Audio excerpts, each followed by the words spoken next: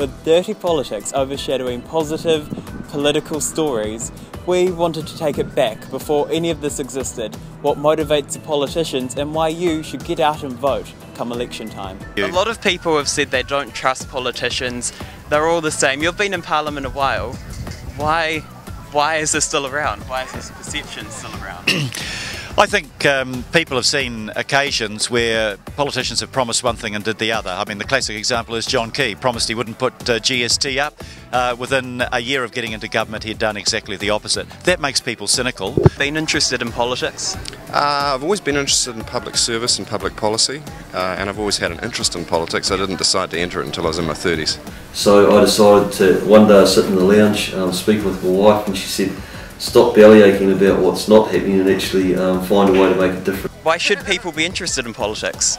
People should be interested in politics because these politicians, the ones that sit down in the Beehive, get a little bit of everybody's money, you know, through our taxes. It's something we don't have much control over. We all have to pay tax, and these people that are down there making the decisions on behalf of all of New Zealand, they get to spend the money however they want to. So essentially, if you've got dumb people in Parliament, then you have to actually go with the decisions that they make. So the trick is to vote in. You can't control how much tax you pay, but you can control those people that go in there and make decisions on your behalf. Well, I think one of the things is that I know when I was down in 2012 at Canterbury University, and we had a whole lot of young people come along, and that session was actually talking about the very thing you're asking, which is why is it that young people don't engage? Yeah. And a lot of them said, actually, we know about government, we know about the way that the politics works in our communities and locally, and also to central government. Yeah. And then when they said that the reasons we don't participate at times is because we're not often given opportunities.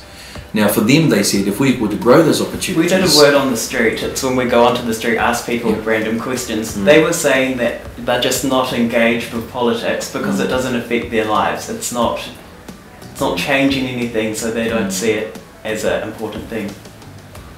Yeah, and I think that's why, certainly within political... Let's face it, right? Political parties and political movements probably aren't that relevant to young people who are trying to get educated or excited about a career and are planning their life. And I guess that's the real challenge, is for us to make them understand actually that the policies that are driven... Always been interested in politics? Always.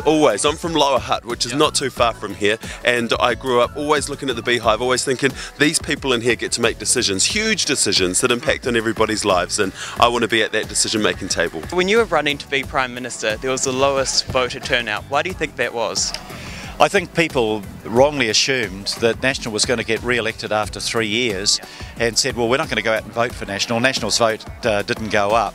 But they didn't bother going out to vote at all.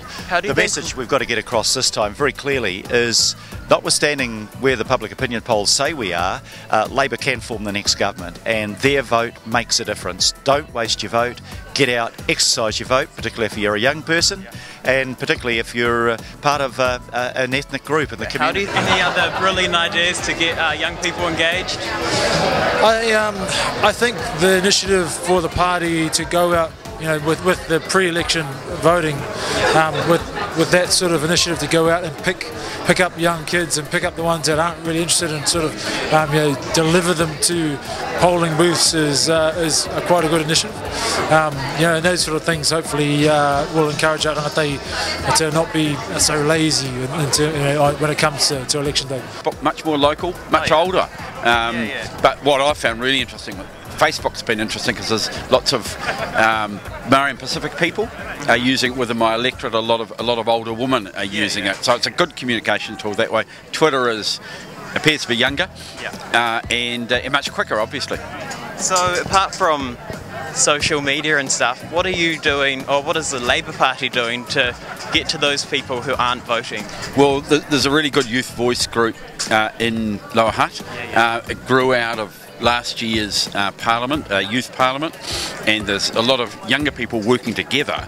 One of the things that we're doing is we're involved in running fora with them, or going to the fora that they're organising, and we're also heavily involved in trying to get people onto the roll, because really involvement in politics discussion can't happen unless you're on the roll. About teaching civics in schools.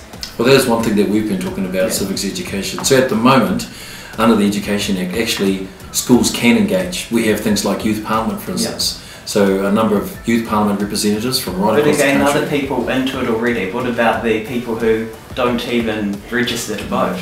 Well, they are into it already, but what that's doing, Glenn, at the moment is actually it's growing that sense. So when these young people, so my young Youth Parliament representative, when he went back to his community, he actually then began to tell his friends, he Facebooked it. So modern technology, social media has meant that now it wasn't just him in a small group, actually he spread it right out. And people said, wow, what was the experience like? What was Parliament like? What was talking about legislation? So those things I think are really important. Social media has allowed us to engage far broader and wider as well.